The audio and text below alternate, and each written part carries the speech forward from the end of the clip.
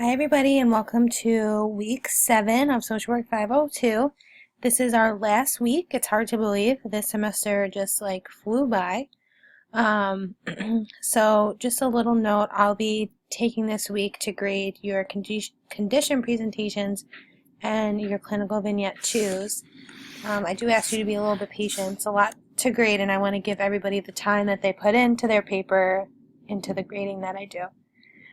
And I also want to thank you all for taking this class with me. It's been an honor to work with all of you, and I appreciate all of your hard work.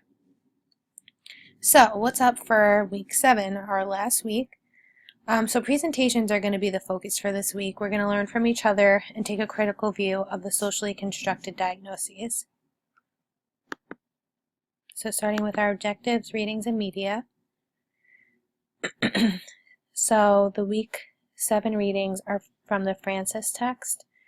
Neurodevelopmental is Chapter 2, Neurocognitive, Chapter 10, Personality, Chapter 11, Impulse Control, Chapter 12, Eating Disorders, Chapter 13, and Gender Disorders, Chapter 15.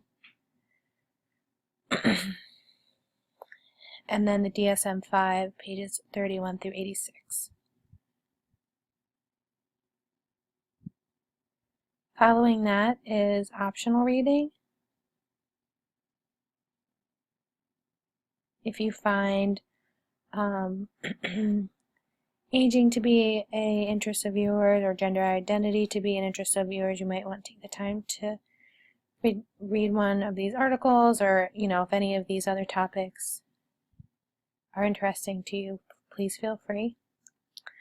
Okay, and then this is cutting out here, but so the week 7 video you'll be watching is Kinky Boots, and you can watch it on Amazon Prime for free if you have it, Google Play for $2.99, and iTunes for $3.99.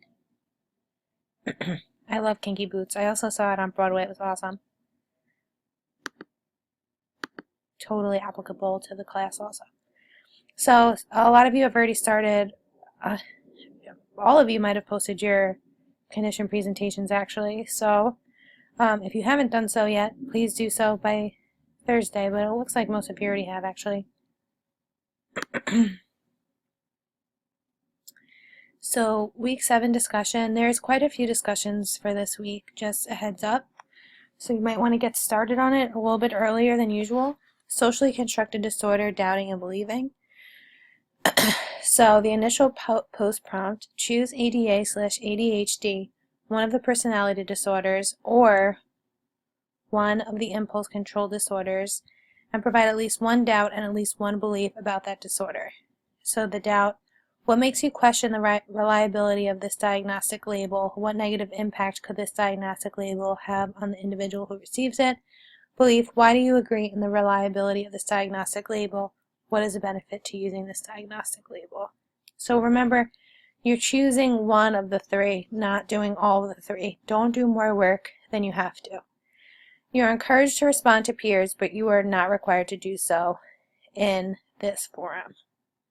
So you are required to post initially, but you are not required to respond unless you would like.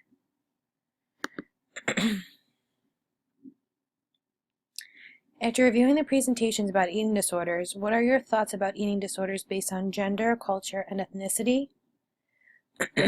Again, you're encouraged to respond, but you don't have to. The next one is neurocognitive disorders. After reviewing the presentations about neurocognitive disorders, why do you think that dementia might be misdiagnosed? Again, you're encouraged to respond, but you do not have to. For neurodevelopmental disorders discussion post, after reviewing the presentation about neurodevelopmental disorders, how do you think assessing a nonverbal person with an intellectual/developmental disorder might need to be adapted?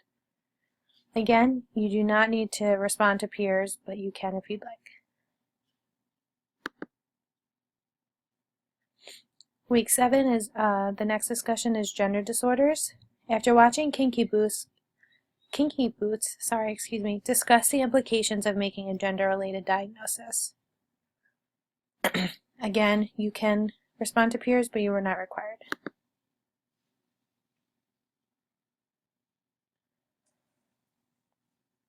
And I believe this is the survey, but I'm going to go back to week 7. Main page. Here we go, yeah.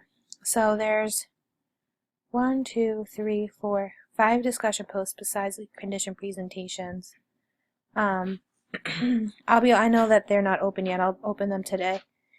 And then we'd love to hear how you felt this course went for you. I know we just did the mid-semester evals, but if you could take the time, it doesn't take very long to do the survey. It will help me become a better professor, and it will help the class expand and change to be better for students. But if you feel like it was great as it is, that's awesome too. We still want to hear that also. Okay, so that's actually it for this week. Thank you all for such a great semester, short semester, but you all worked your butts off and I appreciate it. I look forward to reading all of your papers and watching your condition presentations, and you'll be hearing from me soon.